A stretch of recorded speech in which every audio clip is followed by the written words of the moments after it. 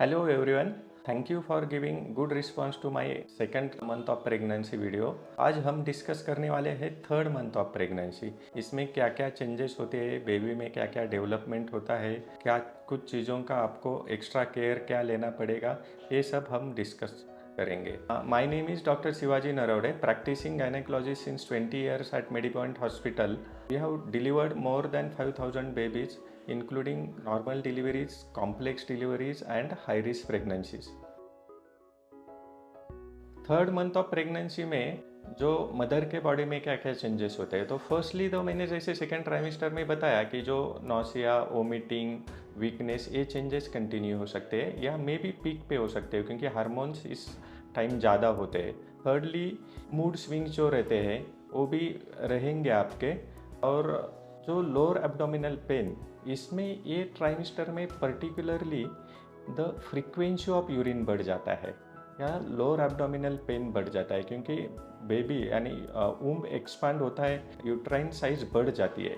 तो may be frequency of urine is common, but इसमें आपको ध्यान रखना है कि इसके साथ बाकी कुछ सिम्टम्स है क्या, कि बर्निंग है या कुछ है। It indicates the urinary infection. Normal frequency very common रहता है इसमें, एक इम्पॉर्टेंट चीज़ है। दूसरी चीज़ कि आपका जो खाने का जो मन नहीं करेगा या फूड क्रेविंग्स भी रहेंगे क्योंकि कभी कभी कुछ अच्छा लगेगा, कभी कभी बिल्कुल कुछ खाने का मन नहीं करेगा। ये भी चेंजेस इसमें कंटिन्यू रहेंगे या और बढ़ भी सकते हैं। तो आपको जो फर्स्ट ट्राइमेस्टर या फर्स्ट मंथ या सेकेंड मंथ्स में जो चेंजेस रहते हैं स्मेल का, जो कुछ अजीब तरह के स्मेल आता है जिसको हम नौसिया भी कहते हैं, या आप किचन में भी गए तो भी आपको स्मेल आएगा या नौसिया रहेगा, तो ये भी चेंजेस इस मंथ में कंटिन्यू हो सकते हैं। तो ये मैंने अब जो बताया सब चेंजेस थर्ड मंथ में पीक में रह सकते हैं क्योंकि इसके बाद बॉडी अडेप्ट होती है और मोस्ट ऑफ द चेंजेस ये मैंने अभी बताया वो थर्ड मंथ के बाद 90 to 95% केसेस में वो चले जाएंगे। तो घबराने की बात नहीं, आपको सिर्फ अडेप्ट करना है। और एक इम्पॉर्टेंट चीज़ कि लोग बोलते हैं कि पेट कब दिखने शुरू होता है। जनरली थर्ड मंथ से थोड़ा पेट दिखने को शुरू होता है, लेकिन वो हेल्दी पीपल में नहीं दिखता। जो लीन पीपल है उसमें थोड़ा थोड़ा पेट आपको लोअर साइड में बम दिखना शुरू हो सकता है। नहीं भी दिखा तो भी कुछ चिंता करने की ज़रूरत नहीं, क्योंकि ये फोर्थ मंथ से डेफिनेटली आपको थोड़ा बहुत पता चलना शुरू हो जाएगा। तो थर्ड मंथ्स ऑफ प्रेगनेंसी में आपको जो न्यूट्रिशन और मेडिकेशन लेना है उसके बारे में मैं अभी बताऊंगा। तो न्यूट्रिशन में जो सेम टिप्स है कि स्मॉल एंड फ्रीक्वेंट फूड बहुत इंपॉर्टेंट है क्योंकि आप जो भी लेंगे थोड़ा थोड़ा और फ्रीक्वेंट टाइम इंटरवल में लेंगे। पानी भी पीना है तो पूरा ग्लास पीने की कोशिश मत करो, थोड़ा थोड़ा पी लो। सेकेंडली कि आपको iron rich food, vitamin rich food वो तो लेना ही है।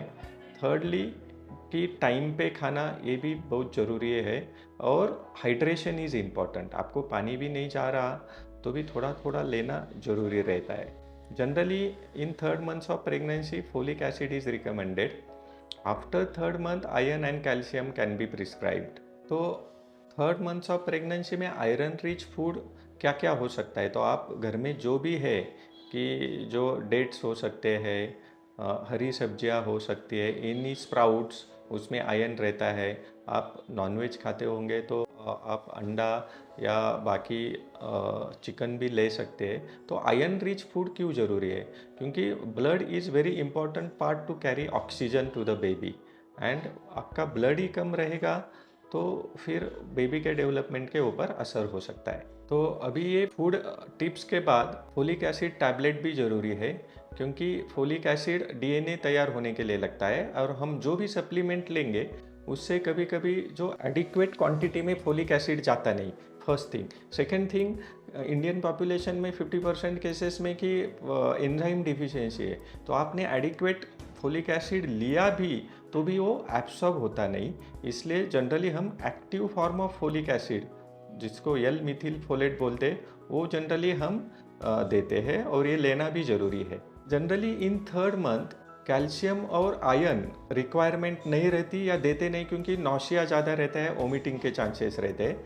लेकिन थर्ड मंथ के बाद हम आयरन और कैल्शियम सप्लीमेंट करते हैं और इसके साथ हम प्रोटीन पाउडर भी देते हैं। तो ये सब चीज़ें जनरली 3rd मंथ के बाद शुरू होती है। तो तीसरे महीने में कौन से टेस्ट भी करते हैं वो हम अभी डिस्कस करेंगे।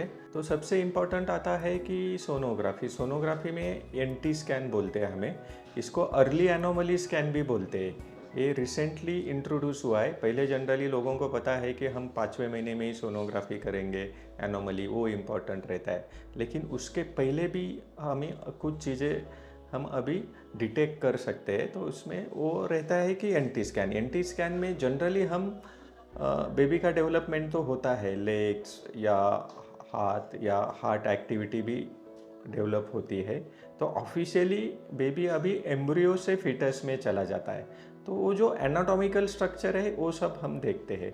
एनाटॉमिकल स्ट्रक्चर में NT यानी न्यूकल ट्रांसल्यूसेंसी, यानी बेबी के जो गर्दन है या नेक है उसके पीछे का डायमीटर लेते हैं और उससे हमें पता चलता है वो नॉर्मल है तो क्रोमोसोमली बेबी इज़ नॉर्मल। पर वो बड़ा है तो हमें आगे का टेस्ट भी करना पड़ता है। आगे का टेस्ट रहता है ब्लड टेस्ट। ब्लड टेस्ट में जनरली रूटीनली किया जाता है वो डबल मार्कर टेस्ट है। डबल मार्कर टेस्ट में हम ब्लड लेते हैं और कुछ हार्मोन के हिसाब से वो सॉफ्टवेयर में ये करके उसका रिजल्ट आता है। तो जनरली ये पॉजिटिव या निगेटिव नहीं रहता, ये रिस्क कैलकुलेशन रहता है कि इतना इतना रिस्क है, यानी एवरेज पॉपुलेशन से रिस्क कितना है।